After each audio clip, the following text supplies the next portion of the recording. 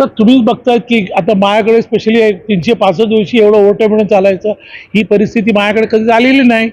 आज तुम्ही 4 ठिकाणी जाऊन बसलात तर त्यांनी पण हेच सांगितलं, मला तर वर्कर तर सोडायचं नाहीये, वर्करला मला सांभाळून ठेवावं लागेल, त्याला मी 2 तास ओव्हरटाईम पण द्यावं लागेल, कारण नाहीतर ते सोडून गेले तर कंपनी पुढे काय चालणार आहे. आता वार समजा महिन्याभर थांबलं किंवा दीड महिने थांबलं, पण पुढे वर्कर कुठे थांबणार.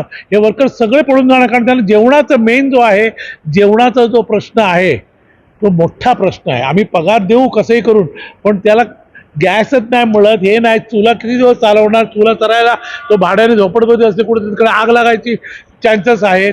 तर वर्कर लोकांची जी परिस्थिती आहे ती एकदम बिकट आहे आणि त्यामुळे ते इकडून पळून जायच्या मार्गावर आहे, हे वर्कर स्वतः बोलत आहेत.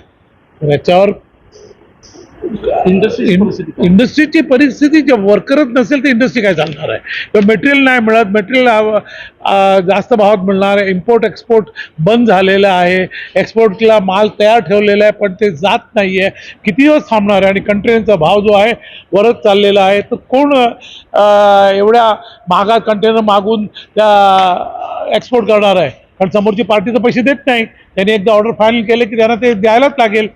तर आता जी परिस्थिती आहे, मी तुम्हाला तेच बोललो, आठवड्याभरात तुम्हाला एक्झॅक्ट पिक्चर मिळेल की मी दौऱ्यावर आहे, चेक करायला कुठं काय काय काय प्रॉब्लेम आहे. तर नक्की तुम्ही पुढच्या आठवड्यात मी तुम्हाला फिरवीन सगळ्या कंपनीत काय परिस्थिती आहे, काय आता गॅस कामगारांवर आणि उद्योग व्यवसायावर जे उपासमारीची वेळ आलेली आहे, कामगारांना जेवण मिळत नाही, त्या उद्योग हॉटेल MIDC बंद पडलेले आहे. तेच बोललो ना की हॉटेलवाले सुद्धा चुली पेटवायच्या ह्याच्यात आलं का त्यांना वर्कर जे आहे त्यांना नाश्ता वगैरे देण्यासाठी त्यांना आम्हाला काय करावं लागतं. तर हे जे परिस्थिती आहे एकदम म्हणजे वर्करला पोटात जेवण नाही गेलं तो का थांबणार इकडे.